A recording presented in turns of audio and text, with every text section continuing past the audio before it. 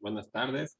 Vamos a esperar un minutito a que se acaben de unir los compañeros y seguir admitiendo para que empecemos la clase. Y hasta mientras, no se olviden poner su nombre en el chat, como siempre, para tomar en cuenta el registro de la asistencia y vamos a ir eh, abriendo los documentos pertinentes, ¿no? Para poder desarrollar el tema.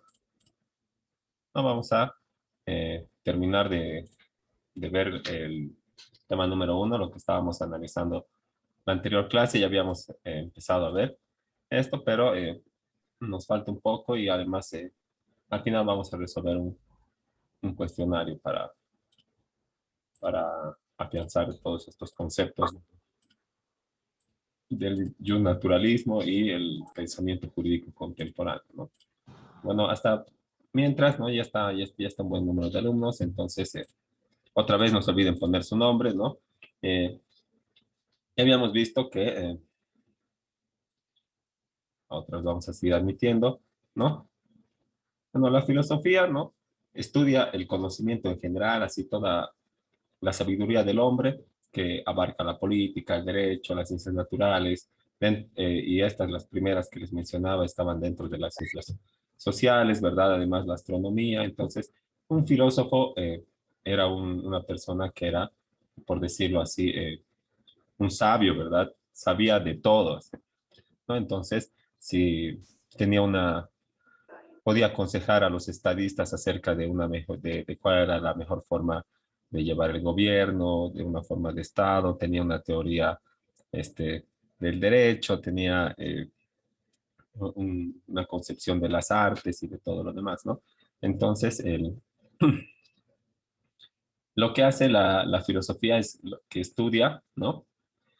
Todo lo que existe y lo que debe hacerse o lo que es bueno, o sea, lo que es y lo que debe ser, lo que existe y lo que no existe, ¿no?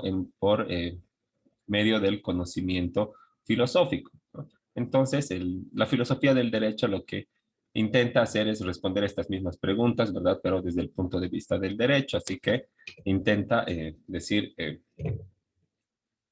el, cuál es cómo debería ser una norma para poder alcanzar de mejor manera esos ideales de justicia, bueno, para optimizar de mejor manera los derechos fundamentales que están eh, positivados en nuestra Constitución, ¿no? Y ahí en el constitucional, en la parte constitucional, ¿verdad? Cuando los derechos son insertos ahí a manera de leyes, de principios, de derechos fundamentales dentro de la Constitución, es cuando entonces el derecho natural o los derechos naturales o fundamentales que defiende esta corriente que estábamos viendo del justnaturalismo es que se vuelve derecho positivo, ¿verdad? Pero la Constitución no es una ley como el Código Penal o como el Código Civil, ¿verdad? No es una, no es un- es, sí, es una ley, pero no es una ley que se ocupe de la conducta en específico, ¿verdad? Dice, toda persona tiene derecho a la educación, a la vida, a la salud, ¿no? Pero uno no dice cómo van a cumplir, solo dice el Estado mediante sus instituciones, ¿verdad? Y tampoco señala una sanción al incumplimiento. Entonces, esos aspectos están librados para las leyes, para las normas jurídicas que emanan de los órganos legislativos, ¿no? Entonces, en algunos puntos sí se unen pues estas teorías del derecho positivo y del derecho natural, pero en muchos otros puntos discrepan también de manera irreconciliable, ¿no? Ahora, lo que se intenta pensar, repensar desde la filosofía jurídica, como ya habíamos señalado, es la fundamentación racional de las normas jurídicas. De dónde proviene la ley o de dónde o cuál es el fundamento de, de la norma, ¿no? Proviene del legislador, solamente de la voluntad de un hombre también imperfecto como yo, así que produce la norma, más allá de todo valor ético, moral. O sea, es ley solamente porque proviene del legislador, ¿verdad? O es una ley porque el, obedece o está en consonancia con los principios o las leyes naturales o los principios universalmente aceptados de justicia, verdad, de libertad, de paz. Entonces, desde esos puntos de vista, desde esos dos puntos de vista, se intenta repensar lo que es la teoría del derecho, ¿no? Ahora bien, bueno, de manera muy simplificada, ¿verdad? En una diapositiva, sin entrar a qué es lo que dice Kant y qué es lo que dice Platón y qué es y cómo interpreta Aristóteles y todo eso, porque, bueno, en realidad estos datos históricos, bueno, si bien hay una preguntita o dos para que investiguen un poco en el cuestionario, ¿no? No es muy relevante ir repitiendo y repitiendo y repitiendo, ¿no? Sino más bien cómo se aplica cómo se aplica al derecho contemporáneo, o sea, a lo que vivimos hoy, estas teorías eh, jus filosóficas se llaman, o sea, de filosofía jurídica, ¿no? Ya sea el positivismo o el naturalismo, que son las dos corrientes que están ahora en vigencia, ¿no? Entonces, en la edad antigua, ¿no? Bueno, en el desarrollo del pensamiento filosófico se ha llevado por edades, ¿verdad? Edad antigua, edad media, edad moderna y bueno, y la edad contemporánea, que es la que ahora estamos eh, viviendo, ¿verdad? Contemporáneo quiere decir el tiempo que está pasando ahora, ¿no? Entonces, en la edad antigua destaca Roma y Grecia con todas sus concepciones filosóficas y todo el descubrimiento y el conocimiento que desarrollaban tanto no tanto en derecho como en otras áreas de las ciencias, ¿verdad? En astronomía, por ejemplo, en medicina, ¿no? Entonces,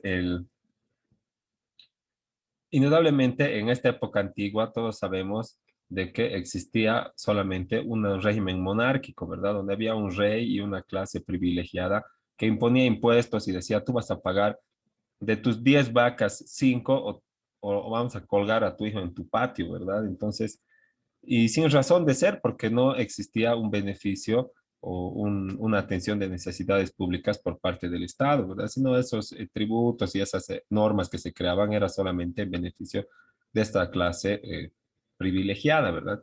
Y es así que, bueno, luego de este régimen monárquico, ¿verdad? Se instala lo que es el Senado en esta época de Roma y de Grecia y de Roma, ¿no? Y bueno, el Senado está, es una institución que está constituida por los representantes de los ciudadanos independientes que ejercían autoridades y mandos sobre bienes y personas que pertenecían a su misma familia, pues entonces se llamaban esos pater familias, ¿verdad? Que tenían bajo su cargo tierras y personas, ¿verdad? Y también esclavos y bienes y patrimonio y todo aquello. Entonces, ellos eran los pater familias, pues como ven en las películas, en las series, ¿verdad? Somos de la familia de los tal, somos de la familia de los tal y tienen su escudo, ¿verdad? Entonces, eh, ellos eran los que conformaban el Senado. Entonces, las normas se hacían en función a esta clase privilegiada, pues. Entonces, podía ser que la norma sea injusta, como esta de que des 5 de 10 vacas y no te atiendan ni una necesidad pública, ¿verdad? Pero era una ley y había que cumplir, y si no querías, pues a la horca, o vos, o tu familia, ¿verdad? O tu hijo, te cortaban tu mano o algo así. Entonces, no había lugar a la oposición. Y luego, bueno, con el devenir del tiempo viene la Edad Media y con el feudalismo, ¿verdad? Y en este periodo feudal, ¿no? Ya destacan lo que es bueno, ya no esos pater familias, sino lo que son los señores feudales, que eran los dueños de la tierra y que dentro de su tierra tenían su propia norma, ¿verdad? Incluso en esta época se inventan lo que son las aduanas, porque cada feudo, cada señor feudal si había un rito ahí en su feudo, entonces agarraba el camino, construía un puente, ¿verdad? Y luego cobraba para pasar por el puente. Entonces, cada vez los productos se iban acrecentando más y más y más su valor y al llegar a su destino era, bueno, casi inaccesible, no por la calidad, sino por el tránsito de todos los feudos, ¿verdad? Porque en cada uno le cobraban un peaje, digamos, ¿no? Y el, si no pagaba, entonces no pasaba y no llegaba a su destino, entonces había que pagar y seguir acrecentando el costo de la mercancía o de la mercadería, ¿no? Entonces, ese es un antecedente de las aduanas, ¿no? Que se da con estos feudos y estos señores feudales que eran amos y señores, pues, dentro de sus tierras, ¿no? Y luego, bueno, ya superada la Edad Media y el feudalismo, llega la, llega la Edad Moderna, ¿no? Y con ella otros tipos de exigencias, ¿verdad? Entonces, una vez finalizado y esta Edad Media, donde además, aparte de los señores feudales, el, lo que prevalecía y la clase dominante más que el Estado, eran pues, al lado de estos señores feudales, la religión o el clero, ¿no? El, que también se le llamaba, que como era un poder organizado, ¿verdad? La iglesia y bueno, estaba en auge esto del cristianismo, entonces a veces ejercían mayor poder que los mismos estados, que los estados feudales, y entonces el derecho estaba impregnado de religión, entonces se creía, ¿verdad?, que toda ley tenía que derivar de un origen divino y, bueno, la mayoría de los fenómenos, entonces es una época de oscurantismo donde no se permitía a los pensadores discrepar abiertamente, ¿no? Hasta que se ha superado esta Edad Media y hemos transitado hasta la Edad Moderna, ¿verdad? Donde, como les iba diciendo, con el fin del feudalismo y acabado el auge del cristianismo, se inician, por decirlo así, transformaciones que dan paso a la modernidad, ¿no? Con un conocimiento ya no divino, ¿verdad? Ya no todo provenía de Dios o tenía un origen así, eh, más allá del entendimiento metafísico, ¿no? Entonces, lo que destaca en esta edad moderna es el surgimiento del conocimiento científico, ¿verdad? Que obviamente desafía pues a todo lo que estaba vigente hasta la época dentro del auge del cristianismo, ¿no? Se empiezan a buscar eh, razones comprobables, teorías y se empiezan a construir conocimientos que rechazan lo divino y que se ponen en contraposición a estas teorías cristianas, ¿no? Del conocimiento, porque el derecho derivaba eh, de las leyes de Dios, ¿verdad? Así como también los otros conocimientos, ¿no? Y bueno, entonces, eh, llegada a la edad moderna, ¿verdad? Y superada esas ideas, se empezaba a hablar pues ya de derechos naturales y derechos humanos que tenían que estar presentes en las relaciones solamente por exigencias de la naturaleza y de la dignidad humana, y consideraban a esta naturaleza humana, ya no divina, el motor o la propulsión del progreso, ¿no? Entonces, dejando de lado lo divino e implementando lo, la razón humana, ¿verdad? Ya enalteciendo esta naturaleza, esta razón, ¿no? Que es autónoma, que ya no depende de un, bueno, de leyes o de un origen divino, ¿no? Entonces, el,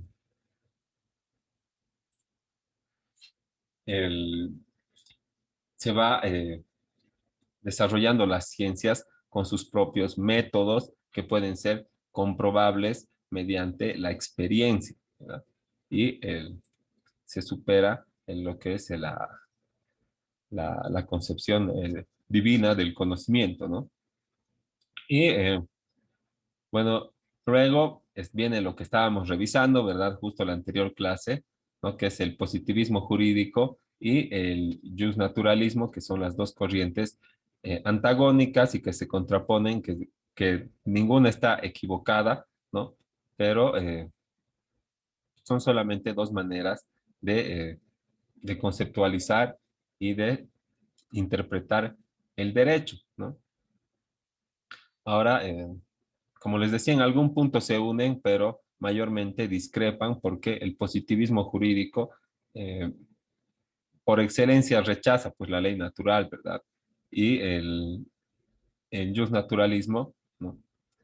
El, sí acepta la existencia del derecho positivo, de las normas creadas por la voluntad humana, pero solamente que dice que estas leyes tienen que tener como fundamento, como inspiración, la ley natural, estos valores universalmente aceptados de justicia y libertad y todos aquellos, ¿no? Entonces, esas son las, bueno, es como que la gran diferencia entre ambos y que parecería que nunca se va a poder reconciliar. Ahora, en cuanto al concepto de positivismo jurídico, ¿no? Y también de justnaturalismo, hay que decir de que, bueno, no existe un concepto totalmente que lo defina o que abarque todo, porque son corrientes filosóficas que se desarrollan con el tiempo, pues entonces no son de difícil conceptualización, porque cada filósofo del derecho tal vez da su concepto su interpretación de la naturaleza, pues de estas dos corrientes, ya sea positivismo o naturalismo o just naturalismo, ¿no? Entonces, vamos a pasar a caracterizar, ¿no? En cuanto al positivismo jurídico, puede distinguirse entre el positivismo del siglo XIX y el del siglo XX, pero ambos tienen como origen, como raíz, ¿no? El movimiento cultural del siglo XVIII, que se conoce como la Ilustración o el Iluminismo, ¿no? Entonces, este movimiento de la Ilustración o el Iluminismo, ¿verdad? Es esa búsqueda, pues, del conocimiento por la experiencia humana, ¿no? Y la construcción de teorías y de conocimiento, valga la redundancia, ¿no? Por medio del propio entendimiento y ya no por medio de otras fuentes,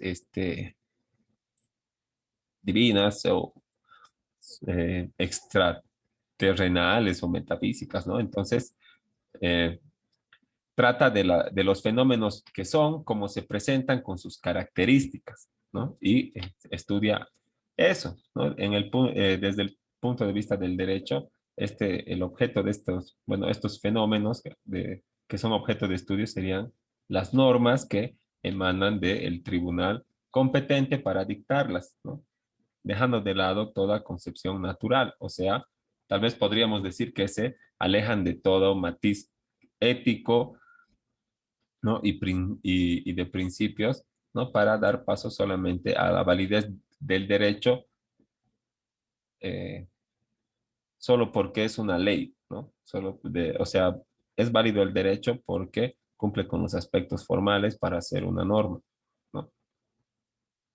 Pero, eh, bueno, eso es lo que señala el positivismo jurídico. Ahora, uno de los representantes más emblemáticos es Emmanuel Kant, ¿no? Que señala que la ilustración consiste en el hecho por el cual el hombre sale de la minoría de edad y él mismo es culpable de ella, ¿no? Entonces, el salir de esta minoría de edad de la que el hombre es culpable, ¿no? Es reconocer o superar la incapacidad, por así eh, decirlo, superar la incapacidad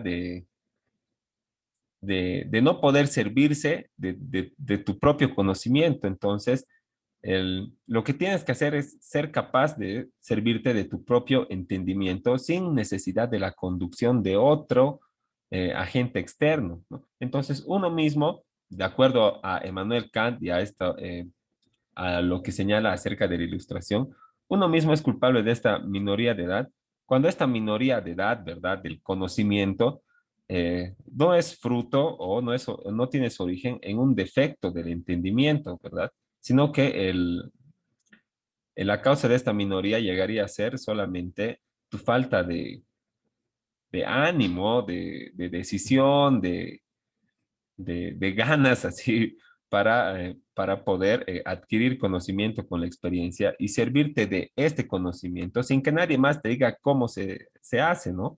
Y una, una frase muy que lo caracteriza este Manuel Kant es esta sapere aude, ¿no? Que quiere decir ten el valor de servirte de tu propio entendimiento, ¿no? Entonces, de tus propias experiencias, del conocimiento que logres adquirir, ¿no? No de otras fuentes, no dependas de la conducción de otra persona o de un agente externo, ¿no? Entonces, en eso más o menos así podríamos eh, conceptualizar un poco lo que es el movimiento positivista del derecho, ¿no? Ahora, hay que reconocer o hay que dejar en claro que el positivismo no es un código de leyes que cae del cielo, o sea, no, el positivismo no es la ley, ¿verdad? No es la ley positiva a la que hace referencia esta teoría, sino que es una eh, posición filosófica que se adopta ante los problemas más acuciantes del conocimiento, ¿no? O sea, los que golpean con más fuerza del conocimiento y la moralidad, ¿no? Entonces, entendiendo por moralidad, ¿no? El deber ser del derecho, ¿verdad? Y el conocimiento, ¿no? Las fuentes del derecho de donde emana este derecho positivo, ¿no? Llámese la experiencia, ¿no?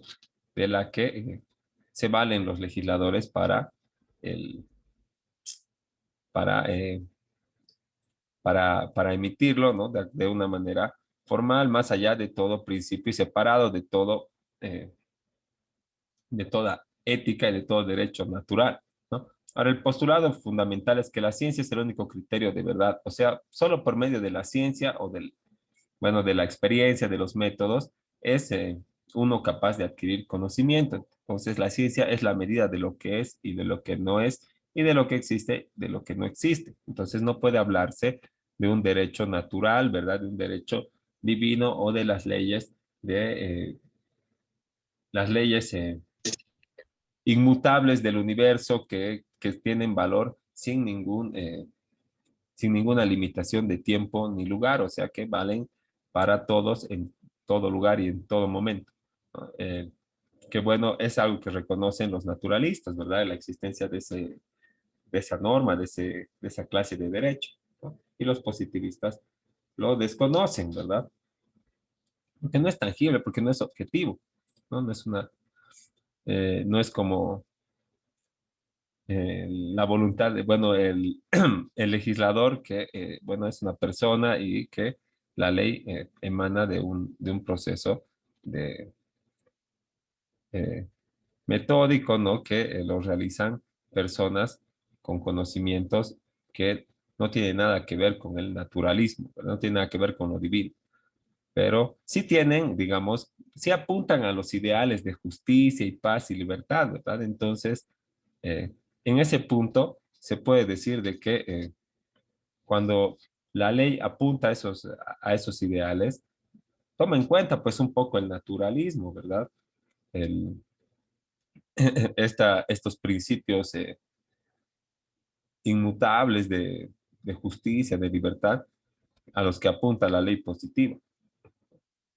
Pero bueno, solamente ahí se unirían. Sí, ¿hay alguna pregunta hasta aquí? Liz, tengo una pregunta. Eh, ¿A qué Sí.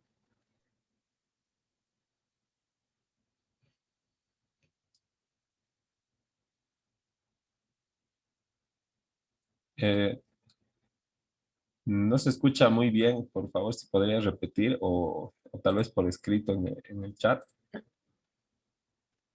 Sí, Lice, en general, la idea del positivismo jurídico, El, o a qué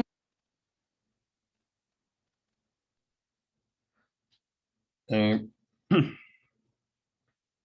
bueno, no se logra escuchar muy bien, tal vez es algún problema del internet. Si podrías, por favor, escribir la consulta y así podemos responder y ahondar, este, porque ahorita no te he escuchado nada más que positivismo jurídico y, y no sé cuál es la consulta. Eh, y tal vez Fernando Alba también, hasta mientras que... Sí, perdón, licenciado, tengo una consulta sobre la creación de las leyes y todo eso. En el caso de los musulmanes, las mujeres, porque entonces estarían viviendo en una edad antigua hasta ahora, porque creo que a mi parecer o lo que yo veo, no tienen todavía los derechos suficientes, igual que los hombres, no tienen una ley equitativa, no tienen los derechos equitativos. eh, Es que todo depende de lo que sea socialmente aceptable en el espacio y tiempo en el que es vigente la ley. Si, las, si en esa parte del mundo no están tan dotadas de derecho, ¿no ve?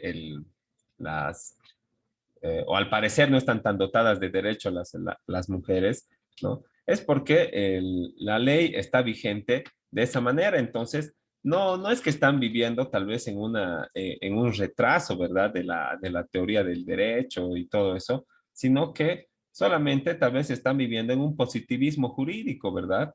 Que quienes crean las normas, que las personas que crean las normas y que hacen el derecho, eh, el, aceptan esto como, o tienen esto como, aprueban esto como aceptable, ¿verdad? Y la sociedad misma no reclama porque son los valores que reinan en esa sociedad, pero si lo ves desde este lado del mundo, dirías, ¿cómo, o sea, por qué no se levantan las mujeres? ¿Por qué no hace nada derechos humanos o la ONU, ¿verdad? Es por, Sí, justamente. ajá, es por el positivismo jurídico en el que viven, pues, ¿verdad? Es ley así, o sea, no sé si seguirá siendo así, pero antes si una mujer era infiel y demostrado así objetivamente, la, la mataban a piedrazos, ¿no? O sea, el, y eso era ley, ¿verdad? Y aceptado por todos y todos veían y decían, ah, ya ha sido infiel y se lo merece, ¿no ve? Pero desde este lado del mundo dices, ¿cómo pues van a poder botar una piedra hacia una persona por, por algo tan del fuero interno, ¿no? Entonces, bueno, justamente es eso, ¿no? Y Ah, ok, dice, gracias. dice, disculpe, y el hombre cuando era infiel, igual recibía los mismos castigos o es No, que pues era... no, porque ahí el hombre podía tener cuantas mujeres podía mantener, así, o sea, lo malo del hombre era cuando no podías mantener ya, pero es totalmente injusto, ¿verdad? Y criticable y todo, pero es su ley, es el positivismo jurídico en el que se vive en ese lado del mundo, pues, ¿no? Ahora, contestando a la pregunta, ¿no? ¿A qué se refiere el positivismo jurídico? ¿No? En general se refiere a atenerse a los hechos que derivan de la experiencia, ¿no? En cuanto al objeto de estudio. Ahora, dentro del campo del derecho, ¿verdad? Lo único que se acepta dentro de esta corriente como derecho, lo único a lo que se le da el carácter de jurídico es al derecho positivo, o sea, al que emana de los, al que emana de los órganos y con los métodos que están permitidos permitidos por otra ley, válgase, no valga la aclaración, que para que una norma sea válida. Entonces no se toma en cuenta ningún principio ni ninguna connotación ética, ¿no? En, por ejemplo, podría ser una ley injusta, ¿no? Podría ser una que, bueno, como esa, ¿no? Como la que estábamos hablando, o una ley injusta acá, por ejemplo, se va a dar, se va a dar bono, ¿verdad? A todas las personas entre 30 y 40 años, pero las que entre 30 y 40 años no trabajen, o trabajen, ¿verdad? No van a recibir bono porque trabajan. Bueno, parece injusto, ¿verdad? O sea, no condice con el ideal de justicia, así que en el que esperamos vivir o que el Estado nos ofrezca, nos asegure, ¿no? Pero es una ley, ¿verdad? Entonces, desde el punto de vista del positivismo jurídico, eso es derecho, ¿verdad? No es derecho el, eh, no es, no es derecho a que aquellos, no representan derecho a aquellos ideales de justicia, no tienen nada que ver la moral con la ley, y solo la ley es derecho, ¿no? Y a eso se refiere el positivismo jurídico, ¿no? Su característica básica es que el derecho es como nosotros lo sabemos conceptualizar, ¿verdad? Un conjunto de normas impuestas por seres humanos y que señalan eh, como tarea aplicar e imponer estas leyes que emanan de estas personas, ¿no? Y listo, ¿no? Y el naturalismo ya, eh, como vamos a ver, integra los valores ético-morales y valores políticos al concepto del derecho, ¿no? Entonces, a eso se refiere el positivismo jurídico, ¿no? Si es que si se ha contestado a la pregunta o si tal vez tienes alguna otra duda, Belén. O, Está claro, Lisa. ok. Entonces, ya se nos va a acabar el tiempo, ¿no? Eh, quedaremos ahí y a la vuelta vemos el naturalismo y les paso, acá tengo ya el primer tema y tengo un cuestionario también para resolverlo. Bueno, vamos a ver si podemos terminar el avance antes de que termine la hora. Entonces, bien, lo hacemos ahí dentro de la clase, sino para la próxima clase, ¿no? Este es el tema que, que se ha podido desarrollar de toda la bibliografía, ¿no? Y de acuerdo a nuestro plan global también, como les había dicho en la primera clase, así que está bonito, entendible, y junto con las diapositivas van a ir al WhatsApp. Entonces, si no hay más dudas, o si alguien tiene una duda, puede consultar ahorita. Y si no hay más dudas, entonces nos vemos en 5 o 10 minutitos.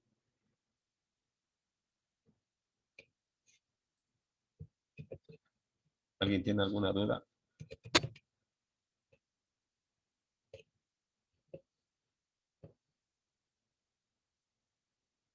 Bueno, entonces, vamos a asumir que no. Y nos vemos en 10 minutitos. Les comparto el enlace en un par de minutos también. Hasta luego.